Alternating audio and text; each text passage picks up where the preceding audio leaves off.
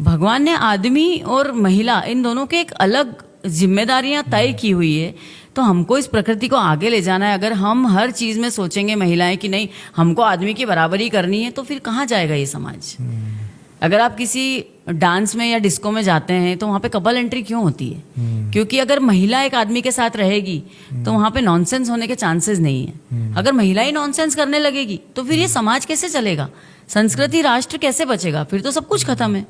आजकल महिलाएं नशा भी कर रही है, तो भाई आदमी को थोड़ी बच्चे पैदा करने, महिला को बच्चे पैदा करने ना। उसकी जो फर्टिलिटी पावर है वो खत्म हो रही है। आईवीएफ सेंटर खुल रहे हैं इतने सारे। तो आप नशा कर रही हो, सिगरेट पी रही हो कम एज से, तो आप क्या कर रहे हो? बाद में आप अपने शरीर के साथ खिलवाड़ करके और फिर ये सेंटर में वो सेंटर में बच्चे डिफेक्टिव पैदा हो रहे हैं, क्योंकि आपने अपने शरीर की वाट लगा ली पहले ही। आदमियों से बराबरी कब तक करनी है?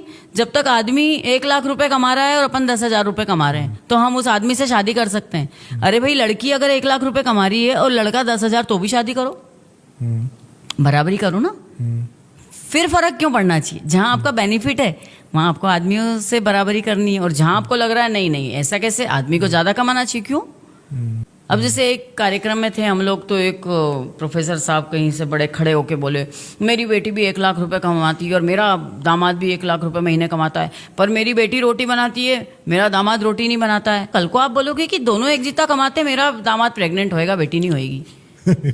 अब परिवार के लिए अगर हम रोटी बना रहे हैं तो ये हम प्रेम से बना रहे हैं। हम कोई बराबरी या प्रतियोगिता नहीं चलती। परिवार क्यों होता है?